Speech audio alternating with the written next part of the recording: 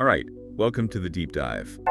You folks have sent us down some seriously interesting rabbit holes in the past, but this one is something else. Yeah, this one's pretty wild. We're diving into the OpenWorm project. The OpenWorm project, wow. We're going to be taking a look at the information you sent us from their website and their Wikipedia page Okay.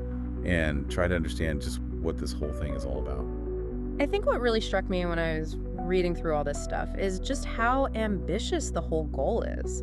I mean, they're literally trying to build a digital life form, like the first digital life form. Yeah, it's not just an idea, right? No. They're actually doing it. They're working on it. They're actually trying to create a simulation at the cellular level. Like, that's insane. And it's all out in the open, too, right? It's not some secret project. Yeah, it's all driven by open science principles, which is super interesting in itself. Yeah, for sure. But I think it's the long-term implications that are really fascinating to me. Like, yeah, right now they're focused on a really simple creature, this roundworm. But if they can actually model its nervous system, who knows what that could unlock for understanding, like way more complex systems. I mean, even potentially the human brain, right? Yeah. So for this deep dive, I think the mission is pretty clear. Like, what is this OpenWorm project? Why are they doing it? And how far have they actually gotten towards this crazy goal?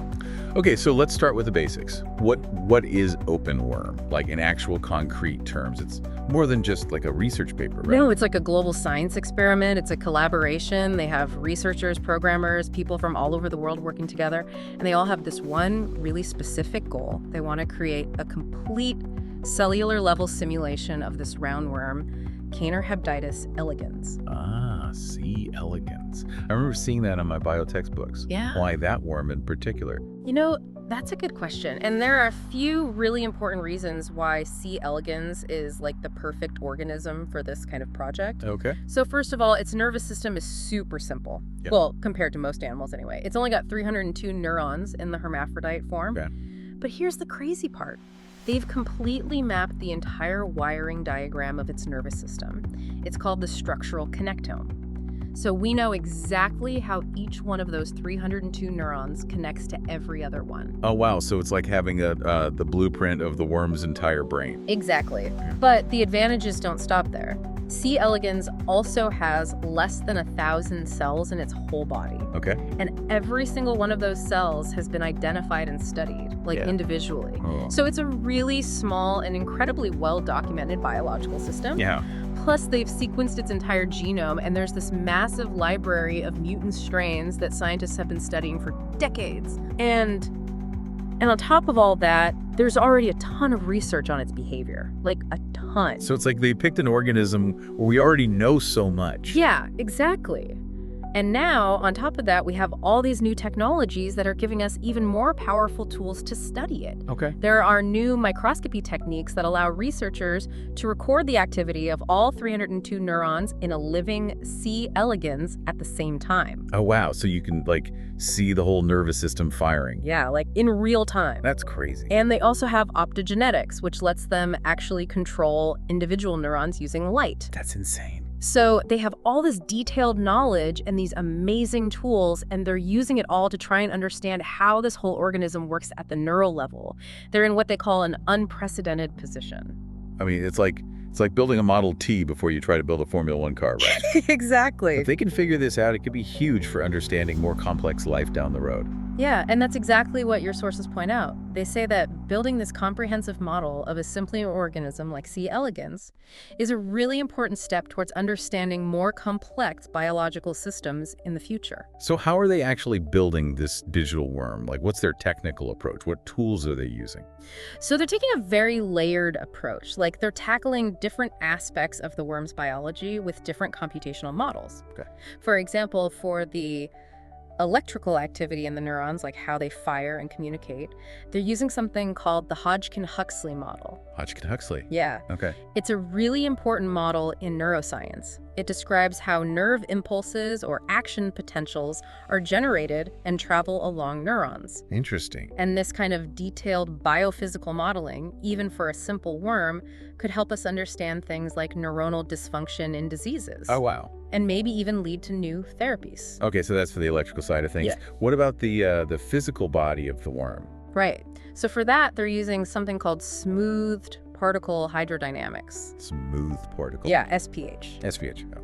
It's a computational technique that's usually used to simulate fluids, but it's perfect for modeling the soft tissues and muscles of the worm. Well, that makes sense. Yeah. And then to get these different simulations, the electrical brain and the physical body, to actually interact, they had to build their own physics engine. Oh, wow. It's called cybernetic. So they built their own physics engine. Yeah. I mean, they needed something that could handle the interaction between these two very different types of simulations. Like, the Hodgkin-Huxley model handles the electrical activity, SPH handles the physical body, and cybernetic is like the glue that holds it all together. Wow, that's pretty impressive. Yeah. And they've also created detailed models of the neural connectome, you know, that wiring diagram we talked about, and even individual muscle cells. And they're using a standardized format called NeuroML for all of this. But no ML. Yeah. And to make all this data accessible, they've created this thing called the OpenWorm browser. OpenWorm browser. Yeah, it's a web-based tool that lets you explore a 3D model of the worm's anatomy. You can zoom in, rotate it, even peel away layers to see the internal structures. Oh, that's cool. So anyone can like go in and look at it? Yeah, anyone. That's awesome. And they're also working on this bigger platform called Geppetto. Geppetto, okay. The idea is that it'll be a web-based environment where you can run simulations that combine all these different algorithms and operate at all these different scales, Okay. from the molecular level all the way up to the whole organism. Yeah. And it's designed to be modular, so they could adapt it to simulate other biological systems in the future. It wouldn't just be limited to C. elegans. So it's like they're building a whole like simulation ecosystem. Yeah, exactly. It's a huge undertaking. And your sources mentioned this other piece of software, NeuroConstruct, which they use to reconstruct the connectome in that NeuroML format. Right now, they're really focused on the properties that are relevant to simple motor behaviors, like how the worm crawls and stuff. Okay. So they're trying to get the neural activity to drive the muscles in a realistic way. So what's like the next big milestone? What are they working on right now?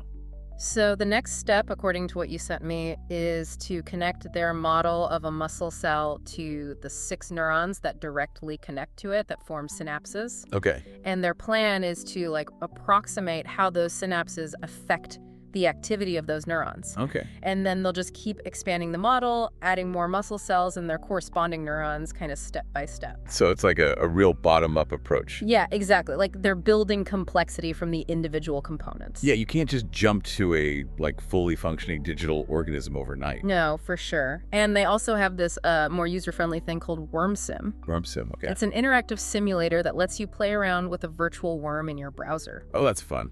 Yeah. And apparently, they were able to develop that thanks to their Kickstarter backers. Oh, cool. So it's like a real tangible example of their progress. They also mentioned this thing called DevaWorm. The DevaWorm. It's another project, but it's focused specifically on the developmental processes in these nematodes. Okay, interesting. So you mentioned earlier that OpenWorm operates under these open science principles. Right. What does that actually look like in practice? So open science is like a core part of their identity. They're really committed to making all their research and the tools they develop accessible to everyone, like the whole scientific community and the public. Wow. So they publish in open access journals so anyone can read their findings. Okay. They make all their data public so other researchers can verify their results. Yeah. And all their code and their models are open source, specifically under the MIT license. Okay. So anyone can use, modify, even distribute their work. And you can find all their code on GitHub. Oh, wow. And they make the biological data public, too.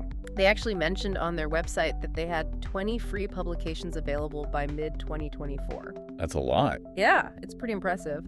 And their approach to collaboration is also super open. Anyone can contribute to the project. Really?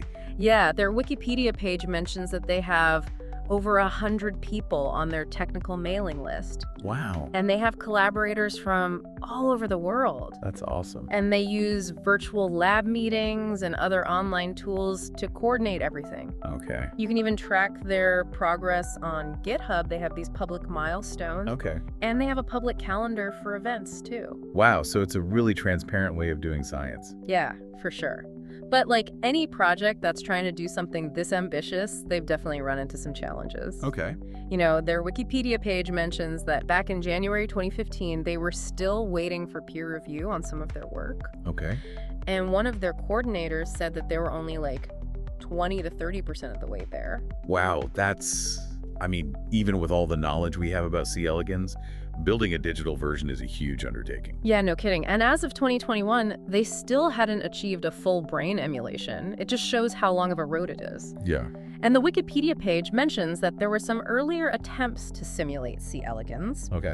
like the Perfect C. elegans project, the Virtual C. elegans project, and even a simplified simulator using a parallax basic stamp processor. Wow. But those projects were criticized because their simulations weren't considered to be very biologically realistic. So what were like the main limitations of those earlier attempts? What made them less accurate?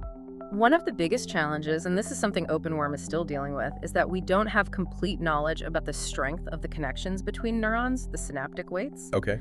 And we also don't always know whether a synapse is excitatory or inhibitory, like whether it makes the receiving neuron more likely to fire or less likely. Right. And without that information, it's really hard to build a truly accurate model of neural activity. Yeah, that makes sense. Like, one group, the Hiroshima group, they used machine learning to try and figure out those synaptic weights. Okay. And they were able to get some behaviors that looked like the real worm.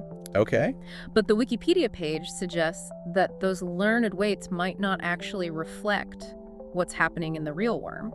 So it's not enough to just make the digital worm move the right way. No. You have to get the underlying biology right. Exactly. And that's where OpenWorm's bottom-up approach is really important. They're trying to model individual cells and their properties as accurately as possible. Okay, cool. Yeah. So for our listeners who are now completely fascinated by this, are there ways for them to learn more about OpenWorm or even get involved? Oh, yeah, totally. Yeah. The OpenWorm website and the Wikipedia page are great places to start. Okay. They have a bunch of ways you can explore their work. Like, you can check out the WormSim simulator. Oh, yeah, the one where you can play with the worm. Yeah, exactly. And there's the OpenWorm browser where you can look at that 3D model. Okay. And if you're really into the nervous system, you can even look at the NeuroML connectome data. That sounds pretty hardcore. Yeah, it is. Okay, cool. And if you're more technically minded, all their source code is on GitHub. Okay. They also use Slack for communication, and you can find information on their website about how to join their workspace. They usually have a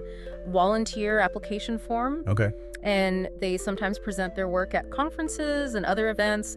The Wikipedia page mentions Bangalore and Vienna as examples. Cool. So it sounds like they've made it pretty accessible for anyone who wants to get involved. Yeah, definitely. It's a really cool example of how open science can be used to tackle a big, complex problem. So as we wrap up this deep dive, what are the core takeaways for our listeners? What should they remember about OpenWorm? Well, I think the biggest takeaway is just the sheer ambition of the whole thing. They're trying to create the first complete digital simulation of a living organism. Huh. And they're starting with C. elegans because it's so well studied and its nervous system is fully mapped. Right. And it's all based on an open science principle. So all their data, their code, everything is publicly available. Yeah. They've made a lot of progress, but they're still facing some big challenges, like fully understanding those neural connections. Yeah. But the potential implications are huge. I mean, if they can crack this, it could change how we understand all sorts of biological systems, even the human brain. Absolutely. And even though they're focused on this one tiny worm, the breakthroughs could have huge implications for medicine and all sorts of other fields. Exactly. And that brings us to our final thought for the listeners. Given how complex even a simple organism like C. elegans is, what does that tell us about our current understanding of life? Yeah. Can we really simulate something as complex as the human brain? What are all the things we still don't know about biology? Right. What are all the layers of reality that we need to understand and then replicate in a digital form to really simulate life? It's a big question. It is. But projects like OpenWorm are showing us that it's a question worth asking. Absolutely. Well, folks, that's our deep dive into the OpenWorm project. We hope you found it as fascinating as we did. Yeah, it's a really cool project. Until next time, keep those questions coming. Keep diving.